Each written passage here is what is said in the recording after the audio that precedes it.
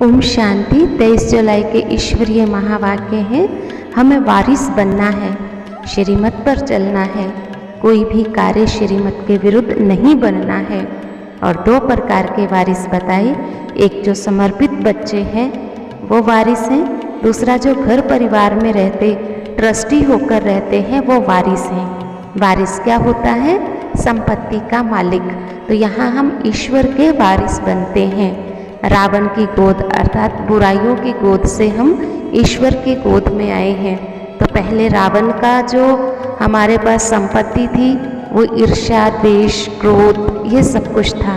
लेकिन जब हम ईश्वर के पास आते हैं तो ईश्वर के पास आने से सुख, शांति, आनंद, प्रेम, सुख दो, सुख लो, दुआएं दो, दुआएं लो, इस चीज़ के हम वारिस बनते हैं। तो अगर हम परमात्मा के सच में ही वारिस बने हैं तो परमात्मा के गुणों का लाभ लें, परमात्मा के गुणों को अपना गुण समझे तो हमें वारिस समझा जाएगा। फिर चाहे हम घर में रह रहे हों, चाहे सेंटर पे रह रहे हों, जो परमात्मा के गुणों को अपने गुण समझेगा वही वारिस कहलाएगा, वही सदा सुखी रहेगा। लेकिन इसके लिए श्रीमत पर चलना होगा। श्रीमत क्या कहती है? अब तुम आसुरी संस्कारों को छोड़ आए हो, अब तुम ईश्वरीय संस्कारों को धारण करो।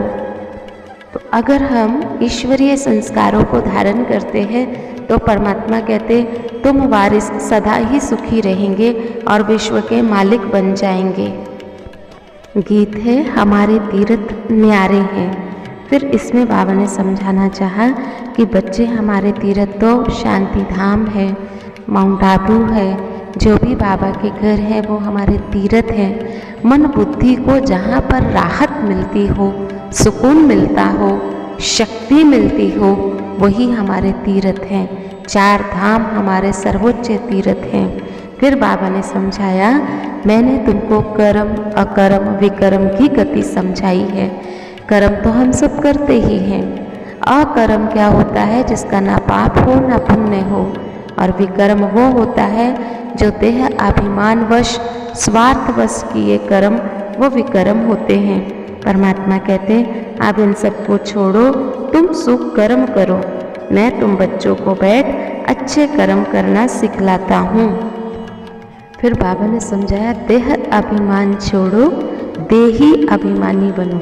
देह अभिमान होता है शारीरिक अभिमान, मैं सुंदर हूँ, मैं गुणवान हूँ, मैं पढ़ा लिखा हूँ, मैं संपत्तिवान हूँ। तो यह अभिमान हमें कभी भी सुख चैन की नींद सोने नहीं देता, अच्छे कर्म करने नहीं देता। इसलिए इस देह अभिमान को छोड़ना है। फिर कहा देही अभिमानी बनो। देही अभिमानी मतलब आत्मा के अंदर जो 7 निजी गुण है, शांति, प्रेम, सुख, उस स्वरूप में टिक करके रहो। और कहा अपनी जांच करो कि मेरे में कोई विकार, लोभ आदि तो नहीं है। वैसे भी हम लोभ क्यों रखें? बाबा कहते हैं तुम मेरे बन गए हो ना, तो अपना सच्चा पोता मेल मेरे को दो। पोता मेल का अर्थ होता है जो भी दिन भर में हमने कार्य किया है वो शिव बाबा को सच्चाई सफाई के साथ बता देना।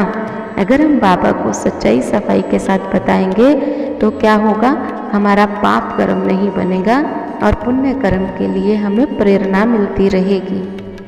धारणा के लिए सार है, जीते जी देह सहित सबसे ममत्व निकाल, ट्रस्टी बनकर रहना है, श्रेष्ठ कर्म करने हैं, कभी भी किसी को दुख नहीं देना है, किसी भी चीज़ में लोभ नहीं रखना है, रोज़ अपना पोता मेल देखना है, मेरे में कोई विकार तो नहीं।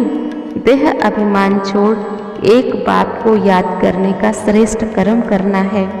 वरदान वेरी स्पेशल, अपने क्षमा स्वरूप द्वारा शिक्षा देने वाले मास्टर क्षमा के सागर भव। यदि कोई आत्मा आपकी स्थिति को हिलाने की कोशिश करे, अकल्याण की वृत्ति रखे, उसे भी आप अपने कल्याण की वृत्ति से परिवर्तन करो या क्षमा करो। परिवर्तन नहीं कर सकते तो मास्टर क्षमा के सागर बन क्षमा करो। आपकी क्षमा उस आत्मा के लिए शिक्षा हो जाएगी। आजकल शिक्षा देने से कोई समझता कोई नहीं, लेकिन क्षमा करना अर्थात शुभ भावना की दुआएं देना, सहयोग देना। स्लोगन है, स्वयं को और सर्व को प्रिय वही लगते हैं जो सदा खुशहाल रहते हैं। प्रश्न है क्षमा करो अर्थात क्या। दूसरा प्रश्न है अगर हम किसी को परिवर्तन नहीं कर सकते तो क्या करें। तीसरा प्रश्न है श्रेष्ठ कर्म कौन सा है। और चौथा है आज का गीत क्या है। पांचवा है विशेष आज मुरली में कौन सी बात बाबा ने हमें समझाई।